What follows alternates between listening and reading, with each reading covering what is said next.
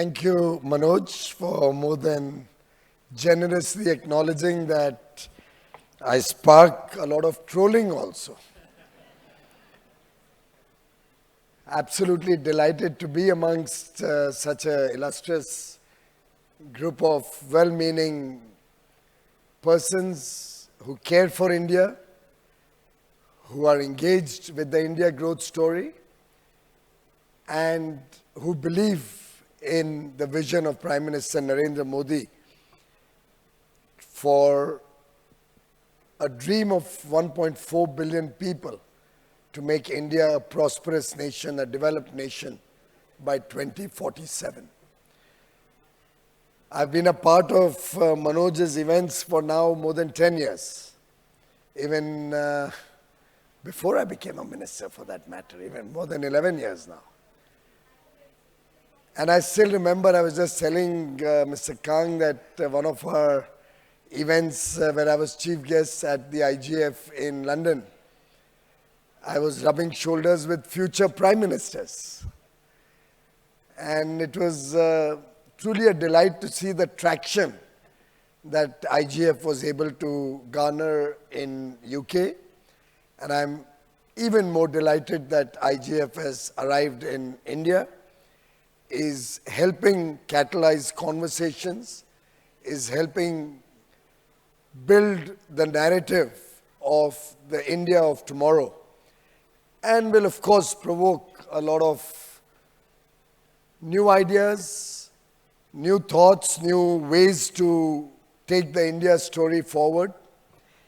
And a warm welcome to all of you from across the world, from across the nation, who have come for this two-day event here. And I hope you go back satisfied and much more knowledgeable about the India story. We stand in very difficult times. The world is going through a turbulence. I just saw a chart earlier in the day giving me the last 24 hours of stock market performance across the world. Fortunately, India was right at the bottom, some 3% down or something, compared to the chart starting from about 9% plus, or rather 9% down to put it more correctly. So these are going to be challenging times. These are reflective of a world in turmoil which has, over the past many decades, built itself to reach this stage. Obviously, these things don't happen overnight. These things are a culmination of several factors at play. And if somebody was to ask me what would be the trigger point of where we are today, why the world is going through this churn, and what I believe, and I have been able to assess, the starting point of this actually goes back to the beginning of maybe 2000 or 3 or 4 years before that, when China was admitted as a member of the WTO. And maybe around late 90s or mid 90s when they got into conversation with the WTO. And collectively, everybody in the world accepted China as a member of the WTO. Many parts of the world were convinced that China will reform itself, China will transform its processes, will bring transparency to their economy, will work on fair terms in the global economy, and that being a large economy, an emerging economy, an economy growing by leaps and bounds, and we've seen that growth over the last 25, 30 years, almost relentless growth to become the second largest economy in the world. But what everybody closed their eyes to was that this growth was fueled by unfair trade practices. This growth happened at the cost of fair play. This growth had its foundation on every action which in the rules of the game would be considered improper, and the result of those actions caused a situation where I think large parts of the world got carried into the narrative of low-cost manufacturing, low-cost goods coming from one particular geography, but did not realize the long-term impact that it would have at the global stage. I've often been misunderstood for my comments on several issues. When I talk about the potential threat that countries and nations face because of predatory pricing, the nations being affected because of large subsidies, very often hidden subsidies, subsidies which never get into public domain, targeted to attack certain nations, targeted to attack certain economies. When I talk about labor practices in certain countries, when I often bring to light how there's an effort to demolish industries one after the other, literally like a pincer attack on sectors. Very often the message gets lost in the desire to have low-cost goods serve industry or serve business or serve consumers with a very short-term myopic perspective. I think the current state of play in some way is a culmination of almost 3 decades of this attack on several economies.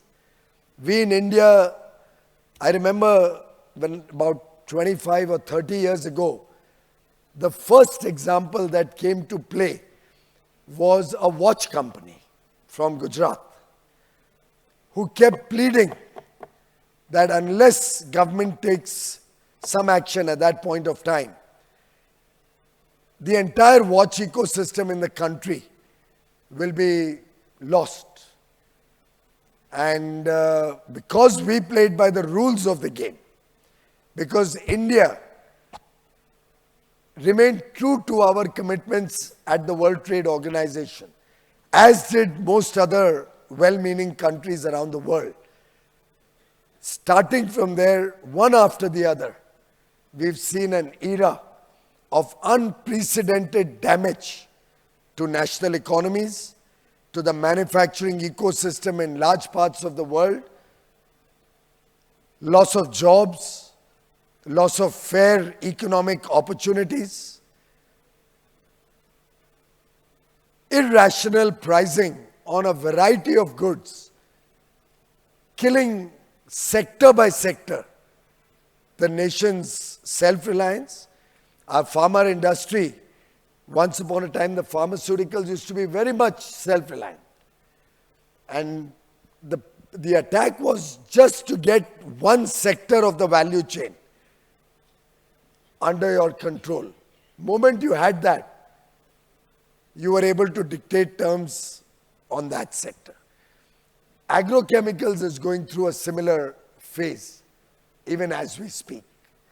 And I think it is this recognition that the world today has to come to terms with, has to act wherever possible in a concerted manner, so that we can once again bring back fair play, bring back rules of engagement which are working towards equity, towards pricing of goods and services at honest values. And unless we bring back this balance and this order, I see the world either facing even more turbulence or the multilateral trading system coming under threat. And therefore, it's very appropriate that the India Global Forum has brought all of us together to discuss areas of mutual interest. We are all in it together. All well-meaning countries, all well-meaning businesses will have to address this challenge. And one way to really make sure that the country is prepared to meet this challenge and convert this challenge into an opportunity, into a better future for the country. Just like we converted a lot of the challenges during COVID into an opportunity. Just like in the year 99, when the world thought the sky is going to fall on their head. Remember the Y2K bug? How that converted into an opportunity for the Indian IT industry. And we never looked back from there. I think we stand at a moment in history where India is well poised to convert the current situation into an opportunity. We need to support each other. We need to have a nationalist outlook. I was at a FICCI program earlier today, and Mahatma Gandhi in 1931, while addressing the FICCI AGM, nearly 94 years ago, in 1931 had given the message that Indian industry should keep nationalism at the core of their work.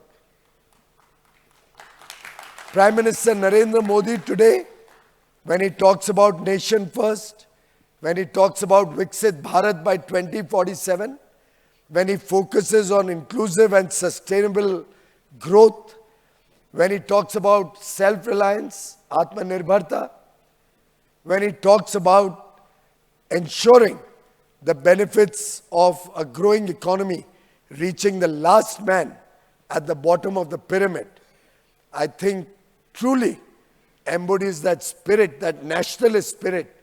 And if Indian industry, Indian businesses join hands, support each other, work together as a team, ensure that our only criteria is not going to be a cent or 2 cents saved in our value chain, but thinking in the long run,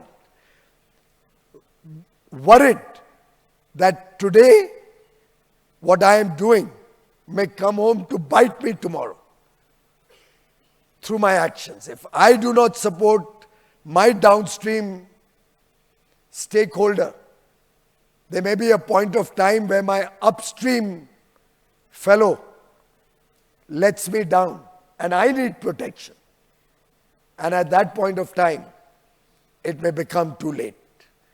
And therefore, all of us have to reflect on what our role will be, how we will move out of this protectionist framework that we have been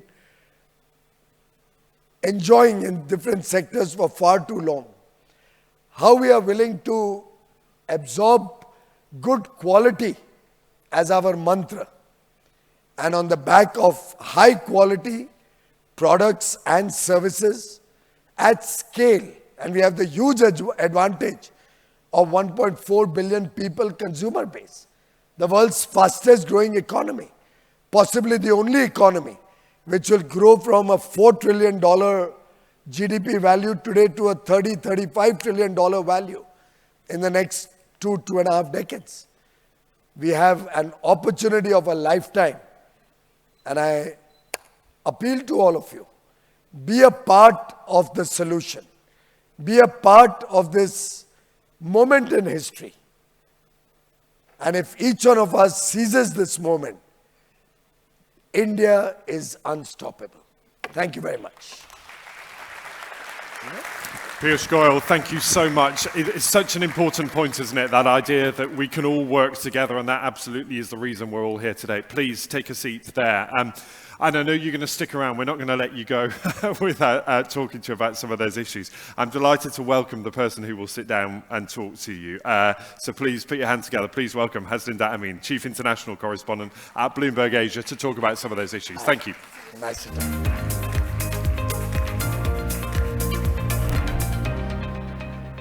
Minister, Goyal talked about how we're going through a very challenging time, and a lot of that right now has to do with President Trump's tariffs. He has upended global trade, imposing the biggest change we have seen in about 100 years. At the crux of it is that 10% tariffs imposed on friends and foes, and for those countries with a trade surplus with the US, they're hit even harder. India, 26%. We have China at 34%, Vietnam, 46%, and for a country like Lesotho, a small country in Africa, one of the poorest in the continent, slapped with 50%. Now, all this coming at a time when global growth is slowing, inflation remains sticky, and for India, it comes despite having made concessions to US companies like Tesla. So what gives? What does it mean for India? What does it mean for global trade? And where do we go from here? Mr. Goyal, such a pleasure to have you with us. 26% tariffs for a friend who stood by the US and possibly helped to counter China's growing dominance in the world. How do you feel about that? How does India feel about that? I think we all know that it's a formula-based tariff. And based on that formula, friend or foe, everybody fit into that formula and had a tariff imposed on them. So it's nothing to do with the fact that we are friends.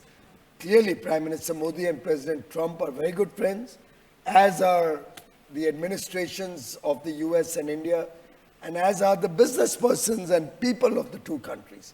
So I think let's not conflate issues. There's nothing to do with, for that matter, UK is a very good friend, US is EU is very good friends all over. But I think this is just a formula-based tariff.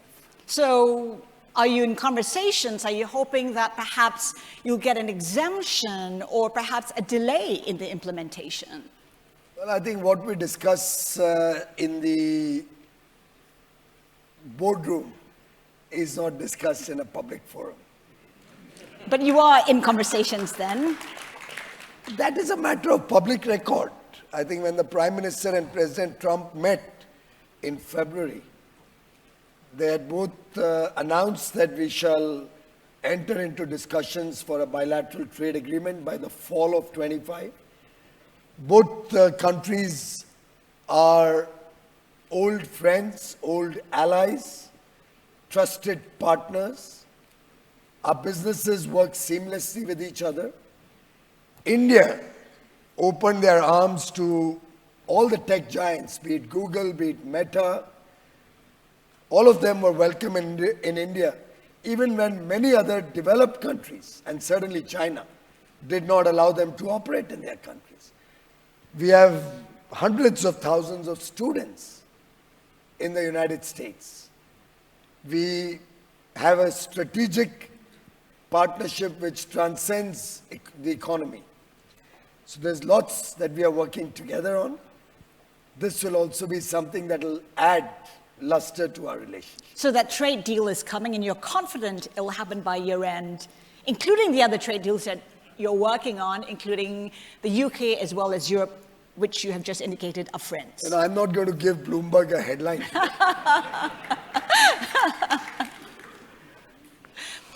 Put this in perspective for us. With what's going on right now, are we at the start of deglobalization? We've been throwing this word deglobalization for a while now. I don't think so. I think this is re-globalization with honest terms of trade and countries which believe in the rule of law, like India, working in partnership with like nations who also would like to have an orderly framework. In the short run, there could be some turmoil, but as I mentioned earlier, India believes in converting every crisis into an opportunity. So how do you seize the opportunities? What opportunities do you see? How does India play a bigger role in the shifting supply chains? Ms. Amin, we are a democracy. We believe in the rule of law. There's fair play. We don't discriminate between Indian or foreign investment. All are welcome.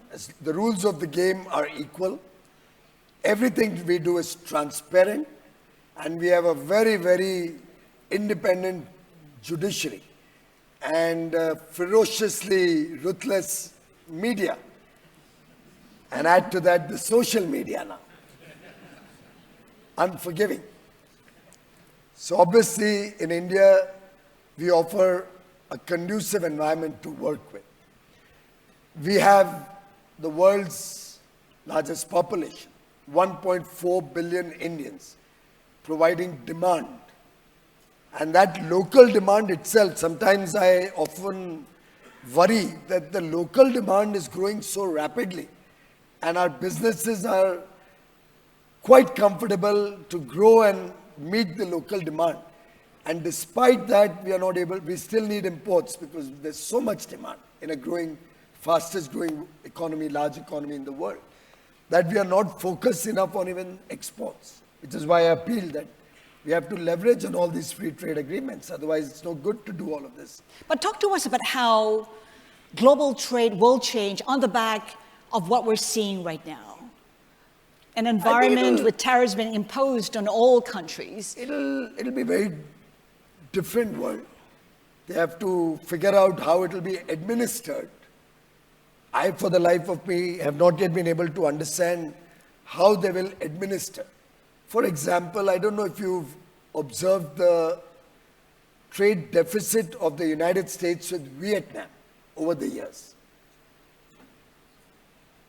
20 years ago, it was close to zero, maybe $1 billion to $3 billion. 5 years ago, it was probably $30 billion. Or 7 years ago. During the Trump administration first term, they slapped tariffs on China.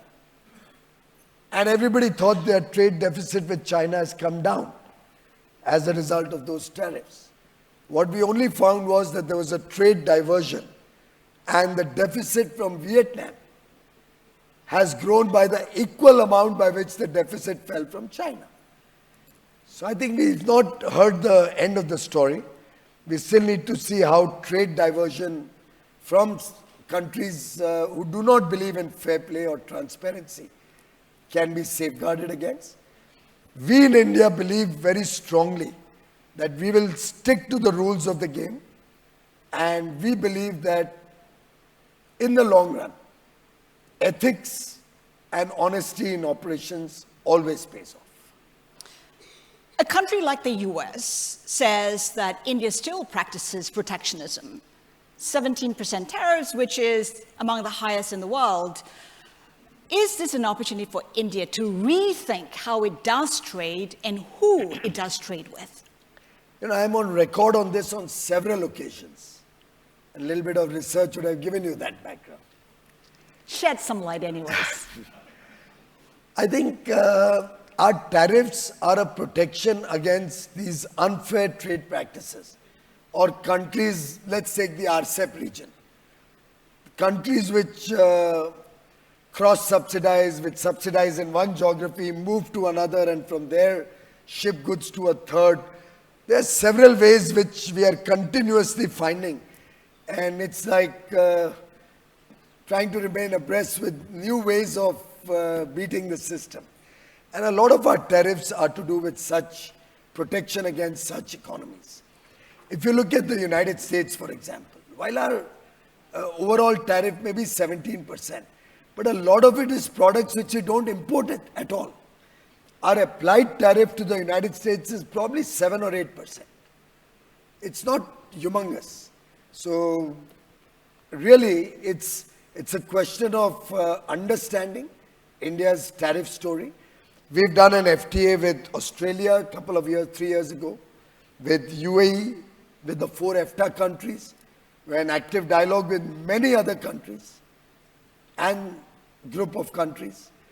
So we are a country that believes that bilaterally we can work together with countries which have fair trade practices. And then we don't need this kind of protection. Indian industry is very competent. They can beat any competition in the world if everybody sticks to the rules of the game. It's the it's the irregularities or the unfair trade practices where we need to protect through tariffs. So I have absolutely no hesitation in saying that bilaterally, we have a lot of elbow room in working with developed countries and countries where we find equal opportunity to do business. You made a lot of reference to China. Do you see that trade relationship with China evolving? I mean, if you're laying the red carpet for the likes of Tesla, why not accept a company like BYD, which is looking for a domestic partner in India to do EVs? Well, we need to be convinced that they will work by the rules of the game. And several unfair practices which are gradually coming to light as more and more companies come to us with what's happening, the kind of dumping that's happening in steel, for example. As we understand how they are doing third country subsidization, so country A is where the subsidy is provided, whatever you know which country I'm referring to. It goes to country B in the RCEP region, where they do the requisite value addition, which becomes simpler because the basic raw material is moving at very low prices. So value addition norms are easier to meet. And that subsidized product is being dumped on other countries like us. I mean, as these practices come to light, we have to be cautious in whom we allow to invest in the country. We have to be cautious about our strategic interests, our security interests. So it's a mix of many issues before we are able to take that decision. So it's not a definite no for BYD. It depends on whether it can convince you. As of now, it's a no. You talked about dumping, and I know that a lot of countries are concerned that China may be dumping more of its products, its cheap products, on countries around the region. We know that the Philippines has made reference to it, Thailand, Vietnam. With the tariffs being imposed on China by the US, do you see a lot more dumping by China to countries like India? It's quite possible, and we will all have to be cautious. And through you and through this medium, I can request Indian industry to be on top of it, on top of what's happening in your different sectors. And please keep the government informed so that we can proactively take action, of course, with data and solid information. Let's talk about the Indian growth story. You made reference to it. Right now, estimated at 6.5% for the year. But with the tariffs, some say it could knock off about 1%. Is not a fair assumption? No estimate is talking of knocking off 1%. Bear in mind, India is not a export-dependent economy. We value exports, value them immensely. We have crossed $800 billion of exports, goods and services in the year just gone by, 31st March 25. And of course, I value our service exports as much as I value our goods export, because every country has their own USP. Michael Porter's theory of comparative advantage of nations. We may have a competitive edge over others in our services sector. We'll grow that faster.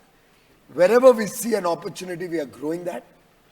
Having said that, the large domestic demand has kind of kept India full up, and any trade disruption or global slowing of trade or economies may really not have that large an impact on the Indian economy. If it's not 1%, what would it be? 0.5%? I Less am than no that? economist, I am no astrologer.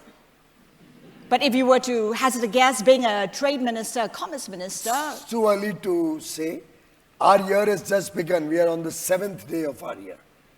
On the 7th day of the year, certainly I am not competent enough to predict what the next 358 days are going to be.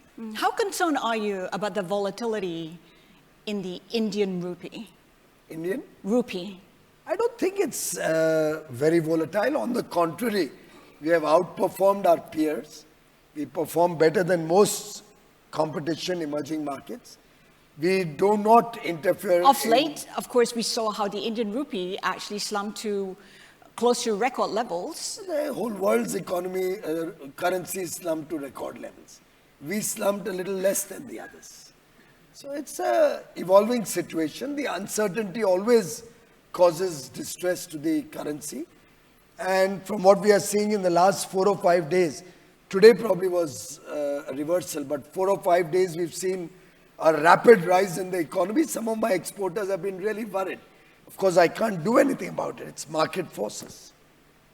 You seem pretty optimistic about the prospects for the country. What do you deem as the biggest challenge for India in the next 12, 24 months, or even 4 years? I think it was mentioned that there's a lot of uncertainty in the next 4 years. 4 years is a very long period. I don't think I see any kind of global disruption for such a long period. People talk about geo-economic fragmentation, a tripolar world. Well, some countries deserve to be fragmented and thrown out. So I think fair trade partners coming closer together is good for India and will help us grow faster. And we will be able to contribute to the growth of and the economies of the developed world, which is currently going through this turmoil. So we are open to do business with partners who mean well for us, as long as they also do not give us a bad deal. It has to be a win-win situation. Every relationship has to be fair, equitable, and balanced. If I find the right balance, which works for India, with my mission of India first, as should be the mission of the other country to protect their interests. I recognize and respect that. And as long as both partners respect each other's sensitivities, we can't go wrong. So I do believe that we are on a sweet spot. There could be a short-term challenge, but I think we need to stay strong. We need to believe in ourselves, and we need to have a positive mindset and trust that we are in safe hands, something which the people of India have demonstrated now for the 3rd time by electing Prime Minister Modi back in government. They trust his leadership, and I believe they believe that the country is in safe hands. You talk about how the country is in a sweet spot, currently about 6.5% growth. Is that the sweet spot in terms of growth for the country? Is that the sustainable growth trajectory? You know, when Prime Minister Modi was contesting the 2014 election, 11 years ago, when he was elected to become Prime Minister, he was at a ladies' event, a FICCI Flow event, if some of you may remember. It was widely telecast all over the country. And to a similar question, he had raised his glass of water, which was half full. Mine is a little below half full. And this question, the response is like the half-full glass. I think an aspirational 1.4 billion people, and Prime Minister Modi is always nudging the people of India, particularly the youth of India, to aim big, to dream big, to aspire for big things in life, not to rest on our laurels. We have a lot we can do, a lot to achieve, and collectively when 1.4 billion people make it their mission in life to make India a great country, a prosperous country, to provide for 1.4 billion people's prosperity. We are, as I said earlier, India is unstoppable. Minister Piyush Goyal, we thank you so much for your time today. Thank you.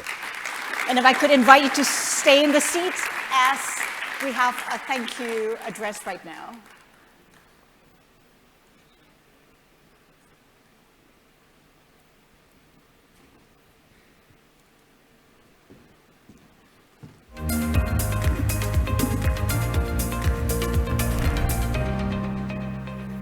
Good evening, everyone. Firstly, I would like to thank Honorable Minister Goyal sir for such an optimistic, inspiring and insightful talk. And in the same breath, as you talked about the youth of India, I would like to compliment Goyal Jr. Dhruv and his wonderful panelists for giving us such an insightful session as well. These are indeed uncertain times, and in such uncertain times, policy making with so many input variables moving with such velocity becomes very difficult. And in that note, it is very refreshing to see such clarity of thought, sir, that our leaders are inspiring us, and they're thinking of turning every opportunity, every crisis into an opportunity, if I must say so. You rightly echoed the sentiment that the start of this decade saw the first reset in the global world order. We saw COVID, and I think India navigated that best to its advantage. We had the entire world talking about the anti-China theme, and India turned that into a China plus theme, and we can see what transpired over the next 3-4 years in India. And I think the current crisis seems an opportunity, and if we all echo your sentiment today, that this is the crisis that can provide us the next leap of growth. And thanks to IGF and the team, they've rightly named it India Next 25. And I think with the strong fundamentals and the growth trajectory that India is on, this can truly be the Viksit Bharat turning moment if we can turn this crisis into the opportunity that the world deserves. I'm going to keep it short and sweet. I would like to thank Manoj and the IGF platform for bringing such wonderful dialogues and such esteemed speakers over yesterday and today. And tomorrow, I think we will be looking forward to very insightful dialogues. And on behalf of Nuvama, I want to thank Manoj, IGF, and Honorable Goyal, sir. Thank you very much. Thanks, everyone. Have a good night.